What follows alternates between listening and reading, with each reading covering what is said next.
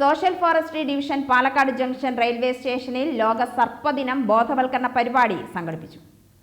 Railway സ്റ്റേഷനിൽ ഒരുക്കിയ കിയോസ്കിൽ കേരള വനംവകുപ്പിന്റെ സർപ്പ ആപ്പ് ഡൗൺലോഡ് ചെയ്യുന്നതിനുള്ള QR കോഡും സജ്ജീകരിച്ചു.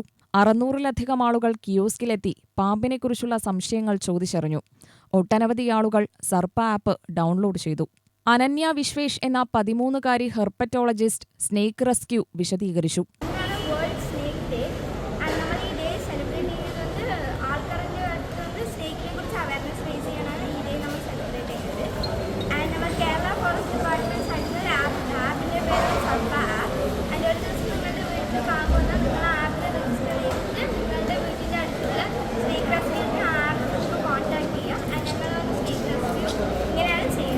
Assistant forest conservator NT Sibin, range forest officer Jiyas Jamaluddin Labba, grade deputy range officer BS Bhadrakumar എന്നിവർ നേതൃത്വം നൽകി.